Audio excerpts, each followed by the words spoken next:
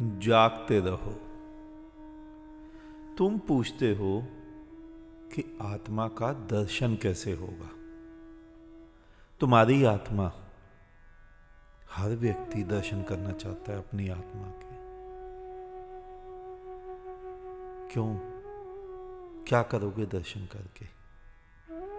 और तुम ये जो धारणाएं बनाए रखते हो ना कि तुम आत्मा को लेकर आते हो, तुम्हारे ही शास्त्रों में लिखा है, ये बात ही बेमानी है।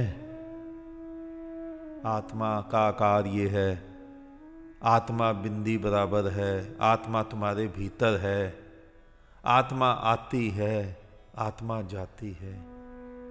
किन मूर्ताओं में फंस गए तुम?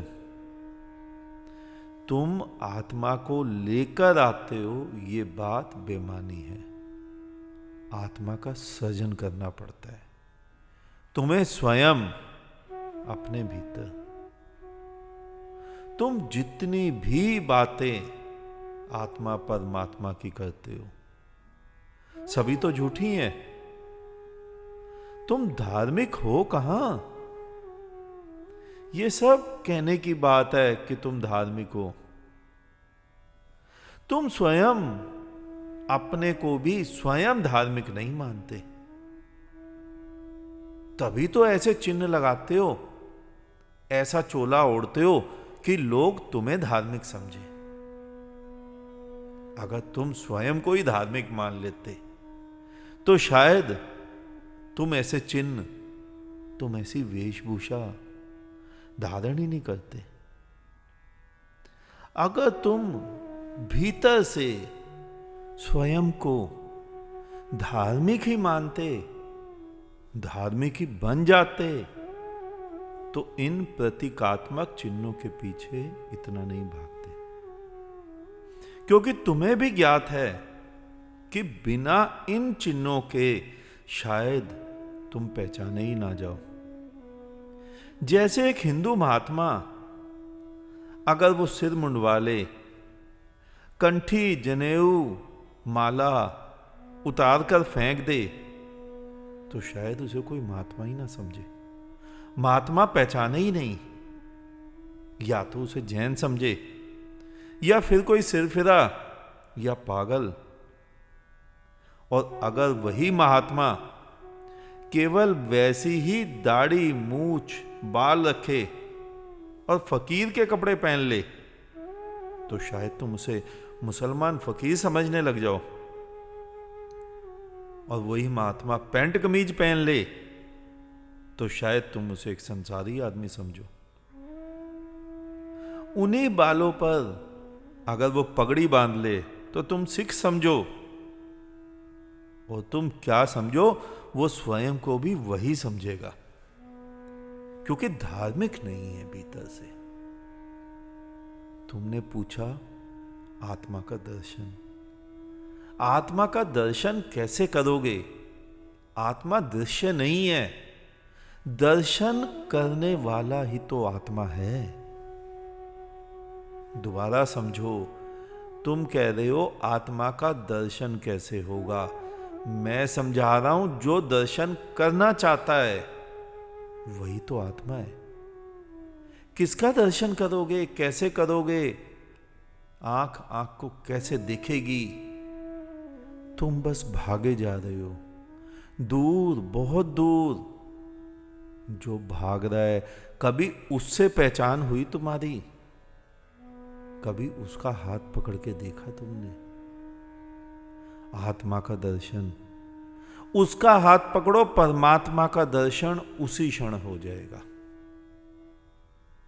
केवल भागे जा रहे हो। धार्मिकता, धार्मिकता अंदर आग की तरह जन्मती है।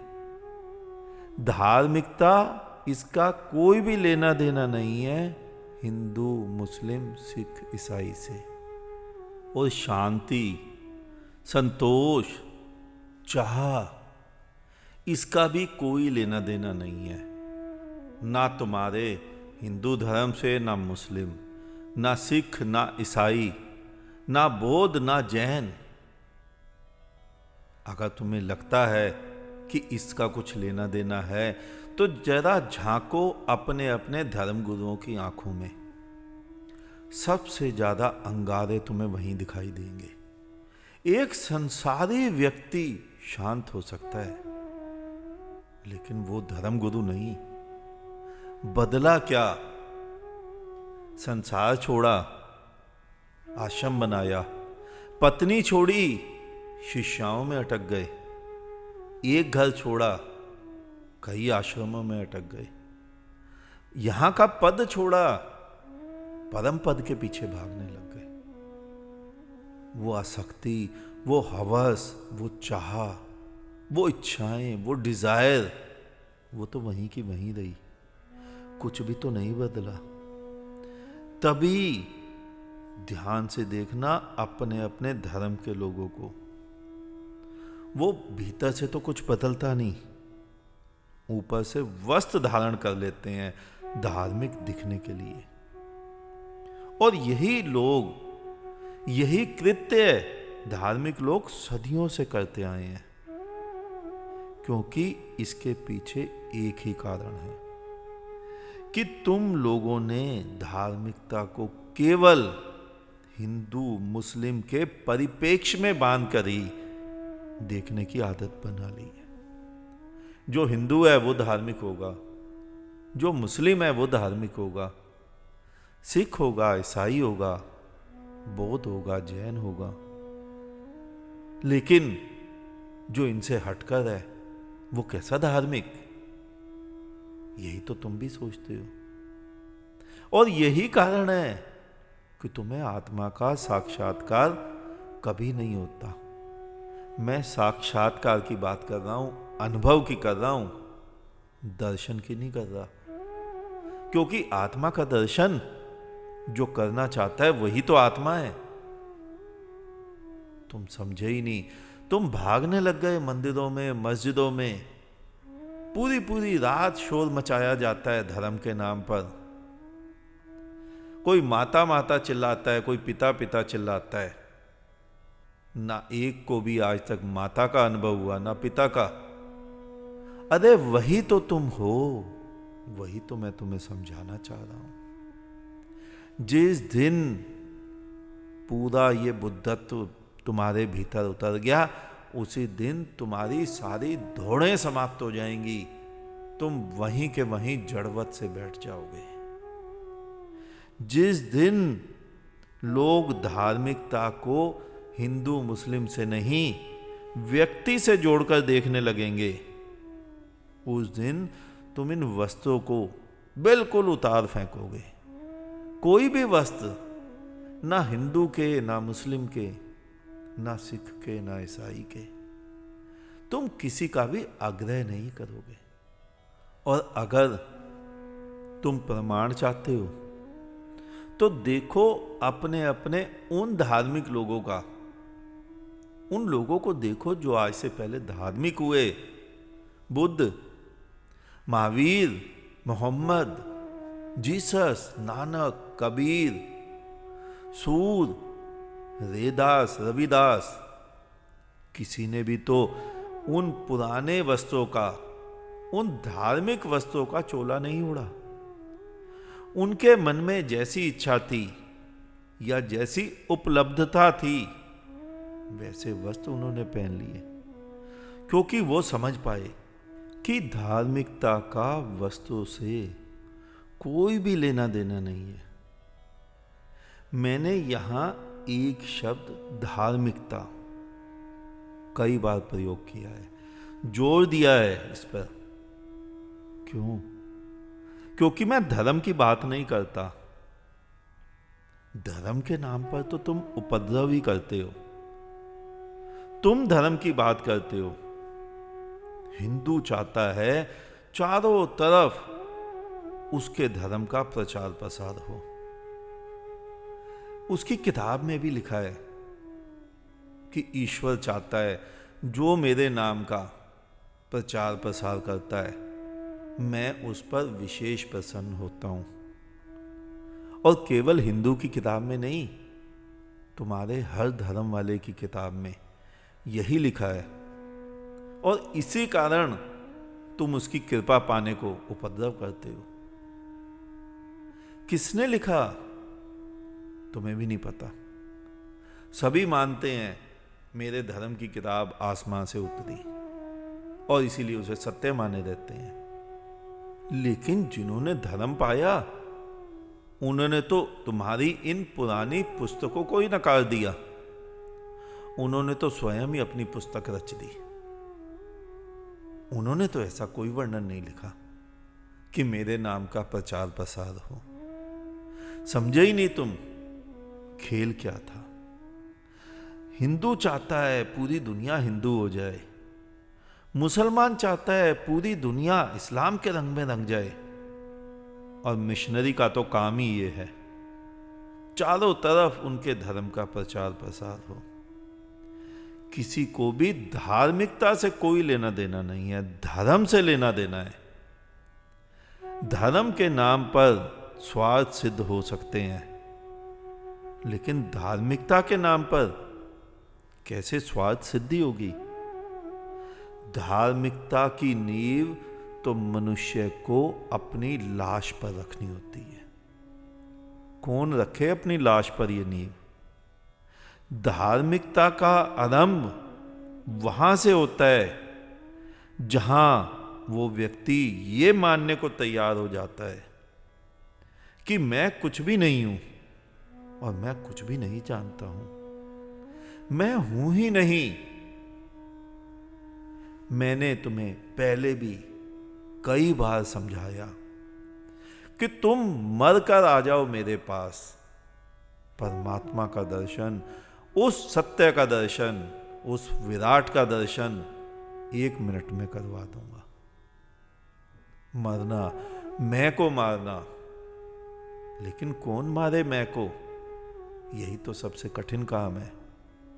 मैं हिंदू हूं, मैं मुस्लिम हूं, मैं सिख हूं, मैं ईसाई हूं, मैं बौद्ध हूं, मैं जैन हूं। प्रश्न भी तो यहीं से आरंभ हुआ था ना तुम्हारा। मुझे आत्मा का दर्शन कैसा होगा। मैं तो वहीं की वहीं रही, मैं कहां मिटी। और मैं तुम्हारी उसी मैं को मिटाने की तो बात कर रहा हूं। जिस क्षण उस मैं को मिटा दोगे उसी क्षण आत्मा का अनुभव हो जाएगा, उसी क्षण परमात्मा का दीदार हो जाएगा। चारों तरफ से बरस रहा है परमात्मा, पूरा पूरा बरस रहा है। भूल जाओ वो 12 कला, 5 कला, 64 कला, 16 कला, वो सब विद्वानों की बातें हैं, किताबों में ही अच्छी लगती हैं। पूरा पूरा बरस रहा है और इतना ही हमेशा से बरसता रहा है और इतना ही हमेशा बरसता रहेगा, ना कम ना ज्यादा। आज बरस रहा है, तुम अपना पात्र उल्टा करके खड़े हो। तुम देख नहीं पा रहे, तुम समझ नहीं पा रहे, और तुम्हारा सभी का धर्म तुम्हें यह समझा नहीं पा रहा है। क्यों नहीं समझा पा रहा है? क्योंकि उस परमात्मा का अनुभव होता है सब कुछ मिटने से, तुम्हारे गलने से, तुम्हारे मिटने से। और तुम्हारा धर्म वो तो तुम्हें बनाने की बात करता है। हिंदू बनाएंगे तुम्हें, मुसलमान बनाएंगे तुम्हें, सिख बनाएंगे, ईसाई बनाएंगे, मुनि बनाएंगे, साधु बनाएंगे, सिद्ध बनाएंगे, तुम्हें मोक्ष पहुंचाएंगे, तुम्हें बैकुंठ पहुंचाएंगे, स्वर्ग पहुंचाएंगे, तुम्हें सिद्धाश्रम पहुंचाएंगे, तुम्हें सिद्ध शिला पर बिठाएंगे। धर्म, धार्मिकता मिटने का नाम है, और तुम्हारा सारे धर्म के कृत्य तुम्हें बनाने के कृत्य हैं। जब तक हम केवल आत्मा परमात्मा की बातें ही करेंगे, तब तक कोई व्यक्ति ना तो धार्मिकता को उपलब्ध हो सकता है और ना ही आत्मा को पा सकता है। आत्मा को पाने के लिए तो धर्म को भी छोड़कर, धर्म से भी ऊपर उठकर धार्मिकता धारण करनी होती है। और धार्मिकता, वो तो मैं को छोड़ने का नाम है, वो तो तू को मानने का नाम है। मैं कोई खेलूं खेल, दाव तेरे ही साथ लगाता हूं। हर क्रीड़ा तेरी क्रीड़ा है, हर पीड़ा तेरी पीड़ा है। लेकिन तुम सब कुछ छोड़ देते हो, घर छोड़ देते हो, पत्नी छोड़ देते हो, बच्चे छोड़ देते हो, सिवाय अहंकार के। मैं नहीं छोड़ते। मैं हिंदू हूं, मैं मुसलमान हूं, मैं सिख हूं, मैं ईसाई हूं, मैं हूं, यही सबसे बड़ा उपद्रव है। तुम्हारे सारे शास्त्र भरे पड़े हैं कर्म को अकर्म में बदलने के लिए, लेकिन कर्म को अकर्म में जब बदलोगे तो बदलने वाला तो विद्यमान रहेगा। मैं कर्म को अकर्म में बदलूंगा, वो मैं तो विद्यमान रहेगा। वही तो अड़चन है। उस मैं को ही तो छोड़ना था। कोई कर्म को कर्म में नहीं बदलना। फिर जब तुम मैं को छोड़ दो, फिर जो वो कराए सो करो। वो नचाए नाचो, वो गवाए गाओ। खूब नाचो, खूब गाओ, खूब उत्सव मनाओ। जैसा वो रखे वैसा रहो। तुम मैं को नहीं छोड़ते। मैं को छोड़ते ही तुम सभी कुछ पा लेते हो। लेकिन तुम्हारी तो वृत्ति पकड़ने की है, बस इसीलिए मैं नहीं छोड़ता। तुमने उस मैं को चार दीवारी में बंद किया हुआ है, अपने अपने धर्मों की, अपने अपने अहंकार की। तुमने एक फूल को एक चार दीवारी में बंद कर दिया। कांच के मर्तबान में फूल दिख रहा है, सुंदर है, उस पे धूल मिट्टी भी नहीं पड़ रही है, कोई छू भी नहीं पाएगा। लेकिन उसकी महक का क्या हुआ? उसकी महक तो निकली नहीं, उसकी महक तो सीमित हो गई, उसकी महक तो वहीं मर जाएगी। उसी मर्तबान में तुम उस फूल को मुक्त कर दो। देखना उस फूल की गंध चारों दिशाओं में स्वतः ही फैल जाएगी। उसे फैलाना नहीं पड़ेगा। लेकिन कैसे समझोगे तुम? क्योंकि तुम तो समझते हो लिखी हुई बातें। अगर तुम्हें कोई पुस्तक मिल जाए 5000 वर्ष पुरानी, उसमें कुछ भी लिखा हो धर्म के बारे में, तुम उसी क्षण यकीन कर लोगे कि 5000 वर्ष पुरानी पुस्तक है, कुछ लिखा हुआ है। तुम्हें जिस व्यक्ति ने धार्मिकता आज धारण की, तुम्हें उसकी बात पर एतबार ही नहीं आता। तुम तो इसी बात को मानकर संतुष्ट हो जाते हो कि मनुष्य पैदा होता है तो आत्मा को लेकर ही पैदा होता है। अच्छा है, बने रहो इसी भ्रम में, वरना तो तुम्हारा जीना मुश्किल हो जाएगा कि बिना आत्मा के तुम कैसे खड़े हो। ध्यान से देखना, जब तक यह भ्रम तुम्हें बना रहेगा, ध्यान देना, दुनिया में कोई भी व्यक्ति धार्मिक नहीं हो पाएगा। धार्मिक व्यक्ति में आत्मा का प्रादुर्भाव होता है। धार्मिक व्यक्ति में आत्मा उतरती है। अगर तुम केवल जीने के लिए जो ऊर्जा तुम्हें मिलती है उसे ही आत्मा कहते हो, तो वो आत्मा तो पशु पक्षियों सभी में होती है। अगर उसे ही आत्मा माने तो भी तो हिंदू, मुस्लिम, सिख, ईसाई होने की क्या आवश्यकता है? अगर तुम उसी को आत्मा मानते हो, वो आत्मा नहीं है। आत्मा, चेतनता, तुम्हारे अंदर भीतर का अंगारा, वो प्रकट करना पड़ता है। तुमने प्रश्न पूछा था आत्मा का दर्शन कैसे होगा? दोबारा सुनो, आत्मा का दर्शन नहीं होगा। आत्मा दृश्य नहीं है। जो खोजने वाला है वही आत्मा है, जो दर्शन करने वाला है वही आत्मा है। इसका अनुभव करना है, इसका साक्षात्कार करना है, इसको मानना है, आंख से खोल के देख लोगे तो मान लोगे अपने आप। विश्वास नहीं करना है। विश्वास तो किया ही उस वस्तु पे जाता है जिस वस्तु पे संदेह होती है।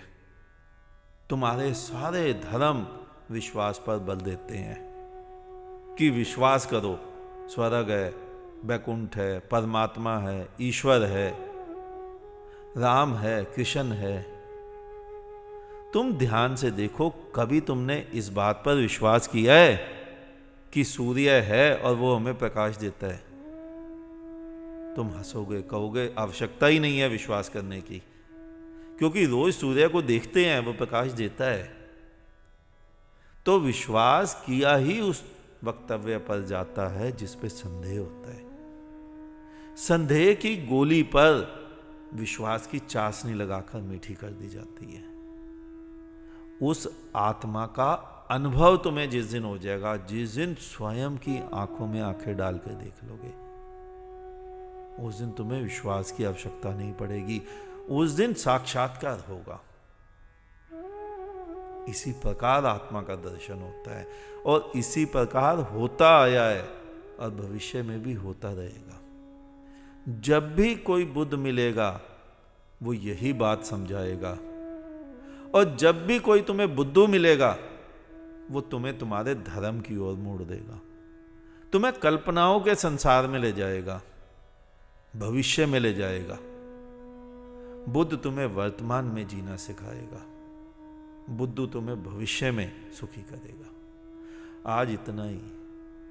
अंत में चारों तरफ बिखरे फैले परमात्मा को मेरा नमन। तुम सभी जागो, जागते रहो।